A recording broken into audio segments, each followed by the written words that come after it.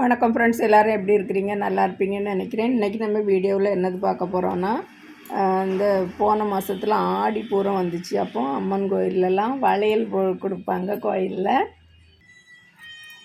அங்கே அம்மன் கோயிலில் கிடச்ச வளையல் எல்லாமே கொஞ்சம் பெருசாக இருக்குது. எனக்கு கைக்கு சரியாக மாட்டேங்க. சரியாக இருக்க வளையலை நான் எடுத்து போட்டிருக்கேன். அழகாக இருக்குது பாருங்கள். இது எனக்கு கைக்கு 2.6 தான் சரியாக இருக்கும்.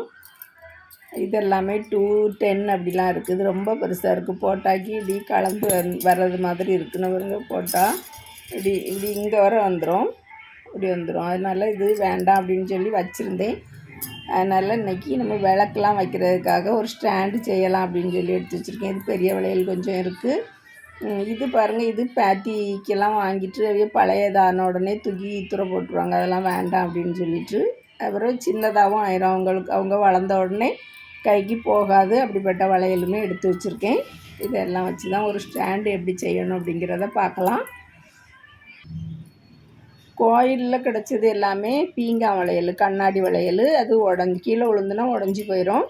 கீழே விழாமல் பத்திரமா பார்த்துக்கிடணும் இதில் செய்யதா இருந்தால். அப்படி இல்லைன்னா இந்த வளையலெல்லாம் செய்யதா இருந்தால் இது ஒன்றுமே செய்யாது. இது கொஞ்சம் அந்த அலுமினியத்தில் உள்ள வளையல், அது கிளிட்டு கொடுத்து வச்சுருப்பாங்க. அதனால் இதெல்லாம் வளைய தான் செய்யுமே தவிர உடையாது.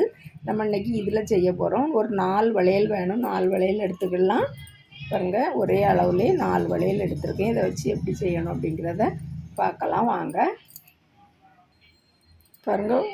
பாருங்கள் ஒரே மாதிரி இருக்குது பாருங்கள். இந்த வளையலை வச்சு பண்ணலாம். ஒரு 2 வளையல் எடுத்துக்கிடலாம். நான் செல்லோ டேப் எடுத்து வச்சுருக்கேன். அப்படி இல்லைன்னா க்ளூ கன் இருக்கவங்களும் எடுத்துக்கிடுங்க. க்ளூ கன் இருந்தாலும் அதை வச்சு ஒட்டிடலாம். நான் எனக்கு இப்போ க்ளூ கன் வச்சு ஒட்டுறதுக்கு இந்த ப்ளக்லாம் வைக்கிறதுக்கு இடம் வாய்ப்பு சரியில்லை. அதனால் இந்த செல்லோ டேப் போட்டு ஒட்டி காமிக்க போகிறேன் உங்களுக்கு. பாருங்கள் ஒரு துண்டு வெட்டி எடுத்து வச்சுருக்கேன். இப்போ இந்த 2 வளையலும் எடுத்துடலாம். எடுத்துட்டு இதை இப்படி வச்சு நம்ம இதில் கரெக்டாக டைட்டாக சுற்றிடலாம்.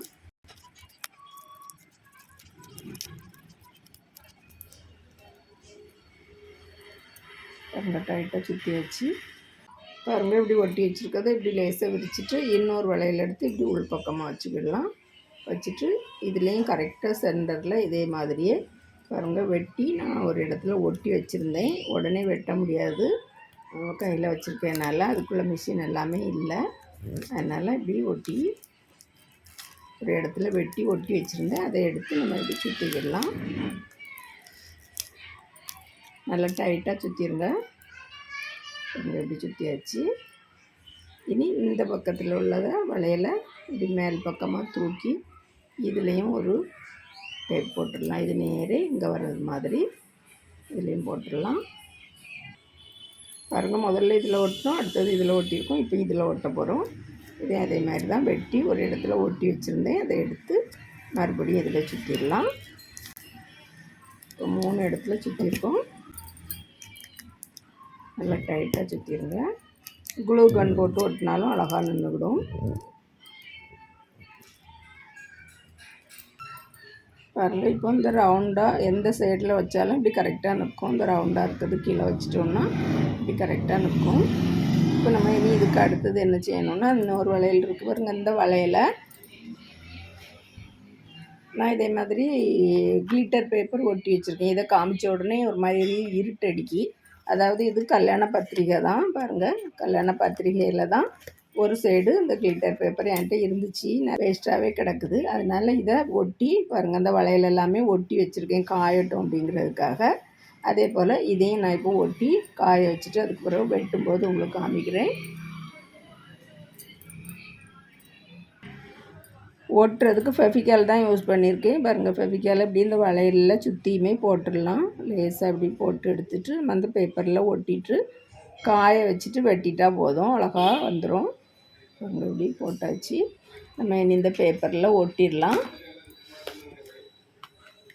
இதில் ஒரு சைடில் இந்த சைடு ஒட்டிடலாம். கரெக்டாக வெட்டி எடுக்கிற மாதிரி அது பேப்பரை வேஸ்ட் பண்ணாமல் சைடில் ஒட்டியிருக்கேன். இன்னும் நிறையா வளையல் நம்ம ஒட்டிக்கிடலாம். இதில் எல்லாமே நிறையா வளையல் ஒட்டிக்கிடலாம். நிறையா ஸ்டாண்டு செய்யணும்னா நிறையா வளையல் எடுத்து நம்ம இதே போல் செய்து எடுத்துக்கிடலாம்.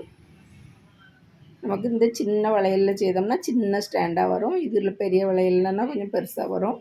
இன்னும் அதை விடையும் சின்ன வளையலும் இருக்குது பாருங்கள், அது இதை விடையும் சின்னதாக வரும். இது நல்லா காயட்டும், அதுக்கு பிறகு பார்க்கலாம். பாருங்கள், நம்ம ஒட்டினது நல்லா காஞ்சிட்டு நம்ம இதை கட் பண்ணி எடுத்துடலாம். இது 2 சைடுமே ஒட்டி வச்சுருக்கேன், கட் பண்ணிடலாம். ஈஸியாக கட் பண்ணிடுவேன், ஏன்னா நமக்கு வளையல் இருக்கிறதுனால அந்த சைடோடு இப்படி நம்ம கத்திரியை கொடுத்து கட் பண்ணோன்னா அழகாக ஈஸியாக கட் ஆகி வந்துடும்.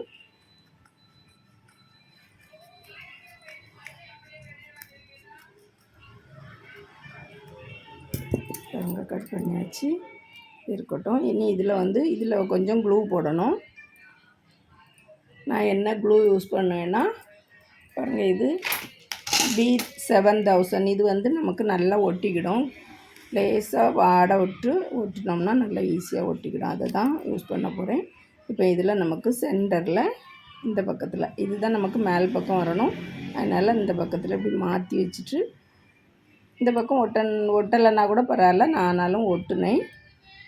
கல்யாண காட்டில் அதில் பேரெல்லாம் இருந்துச்சு, அது தெரிய வேண்டாம் அப்படிங்கிறதுக்காக அதுலேயும் ஒட்டிட்டேன். பாருங்கள், இதை எப்படி போட்டு வச்சுட்டு இதை இப்படியே தூக்கி வச்சு கரெக்டாக, அப்போ தான் நமக்கு சென்டர் எந்த இடம்னு தெரியும். இப்படி தூக்கி வச்சு கொஞ்சம் நேரம் இப்படி பிடிச்சிட்டா போதும், அழகாக ஒட்டிக்கிடும். இப்படி கொஞ்சம் பிடிச்சிக்கிடுங்க, லேசாக காயது வரையும் பிடிச்சிக்கிட்டால் போதும். பிறகு நம்ம தூக்கி மேல் பக்கமாக வச்சுக்கிடலாம். காயதுக்கு கொஞ்சம் டைம் கொடுத்துருங்க, அப்போ தான் நல்லா அழகாக பிடிச்சிக்கிடும். இப்போ நம்ம இப்படி எடுத்து இப்படி மேல் பக்கமாக வச்சுட்டா அழகாக கீழே இது உட்காந்துரும். இதுவும் நமக்கு நேரே அழகாக கிடைக்கும். அதனால தான் இப்படி மாற்றி வச்சு ஒட்டுங்க அப்படின்னு சொல்லியிருந்தேன். அப்போ சென்டரில் பார்த்து ஒட்டிடலாம்.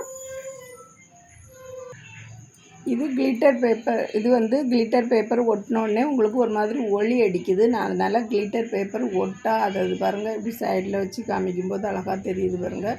ஒட்டாதது எடுத்துகிட்டு வந்து காமிக்கிறேன். கிளிட்டர் பேப்பர் ஒரு இதில் ஒட்டாமலும் முதல்ல செய்திருந்தேன்.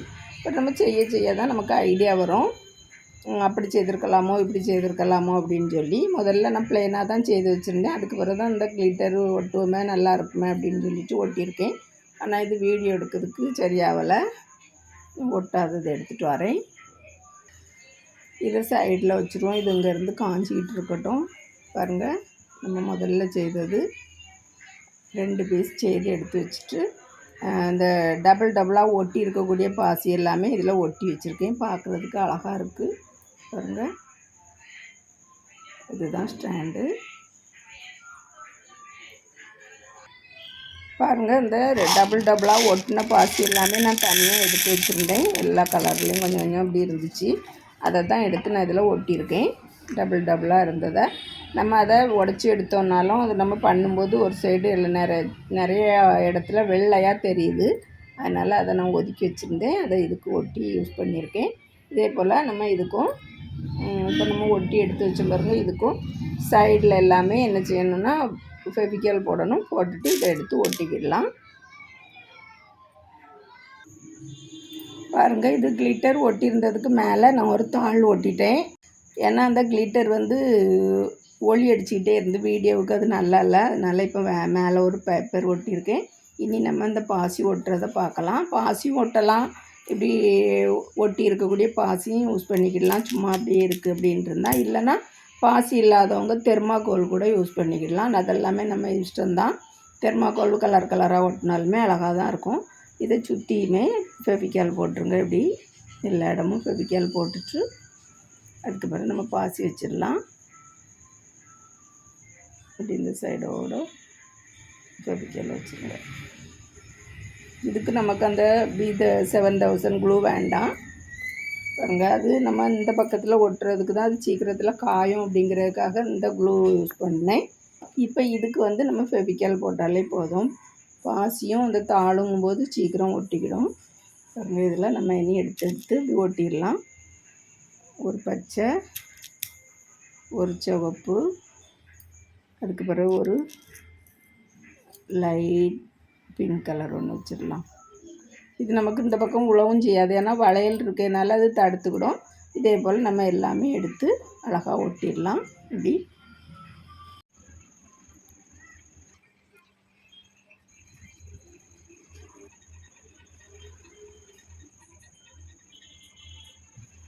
பாருங்கள், நம்ம 4 விளக்கு செய்து வச்சுருக்கோம். இன்னும் நிறையா வளையல் வச்சுருக்கேன் செய்யணும். இது நம்ம வெளியே திண்ணையிலலாம் கொண்டு வச்சு நம்ம ஏற்கனவே மண் விளக்கு வச்சுருப்போம். அந்த விளக்கு இதில் வைக்கலாம். வச்சு திரி போட்டு எண்ணெய் ஊற்றி திரியும் போட்டு ஏற்றி வைக்கலாம். இது ஒரு ஸ்டாண்டு மாதிரி வச்சு யூஸ் பண்ணலாம்.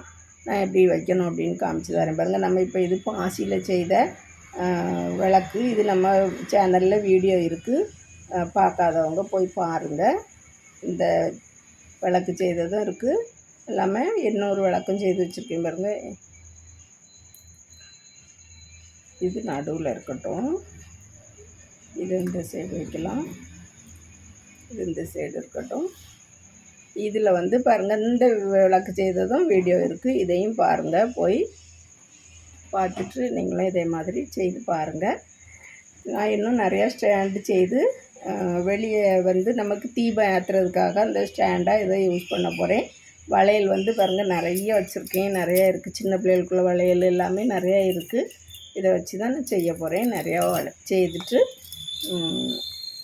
தீபம் ஏற்றும்போது அழகாக இருக்கும். நமக்கு நம்ம செய்த ஸ்டாண்டு அப்படின்னு சொல்லி சந்தோஷமாக இருக்கும். நீங்களும் இதே மாதிரி உங்கள் வீட்டில் வளையல் வேஸ்ட்டாக இருந்துச்சு அப்படின்னா நீங்களும் ட்ரை பண்ணி பாருங்கள் ஃப்ரெண்ட்ஸ். பாருங்கள், இந்த விளக்கு இருக்குது, இன்னொரு விளக்கு இருக்குது. இது எல்லாமே வச்சு அழகாக வைக்கலாம் சாமி முன்னே. இல்லாமல் நமக்கு வந்து வெளியே தீபம் ஏற்றணும்னு சொன்னாலுமே இந்த ஸ்டாண்டை மட்டும் யூஸ் பண்ணிக்கலாம். இதில் நமக்கு பாசியில் செய்தோங்கிறது சந்தோஷம். நமக்கு இதில் வந்து இது அழகாக நல்லா ஸ்ட்ராங்காக இருக்கும். இதில் நம்ம மண் விளக்கு வச்சு ஏற்றலாம். பாருங்கள், கொஞ்சம் ஸ்ட்ராங்காக இருக்கட்டும் அப்படிங்கிறதுக்காக இந்த பக்கத்துலேயும் ஒரு 2 டேப்பு போட்டுற போகிறேன். இதே போல் சின்னதாக வெட்டி எடுத்திருக்கேன். ஏன்னா இதை விட்டு வெளியே வந்துடக்கூடாது, சின்னதாக வெட்டி வச்சுருக்கேன். 2 டேப் போட்டோம்னா நமக்கு இன்னும் கொஞ்சம் ஸ்ட்ராங்காக இருக்கும். இன்னொரு மாடலும் செய்து வச்சுருக்கேன் பாருங்கள். இது ஒரு மாடல். இது வந்து 3 சைட்லேயுமே 3 வளையலையும் வச்சுருக்கேன். நடுவில் ரவுண்ட் வளையல் இப்படி வச்சுருக்கோம். எல்லாத்தையும் இப்படி வச்சுருக்கோம். இது மட்டும் இப்படி வச்சுருக்கேன் பாருங்க. 3 வளையலில் உள்ள அடிப்பக்கம் தான் ஸ்டாண்டு மாதிரி நிற்கும். நடுவில் இப்படி ஒட்டியிருக்கோம். இதுலேயும் 3 பக்கத்துலேயும் சேர்த்து நம்ம செல்லோட்டே போட்டிடலாம்.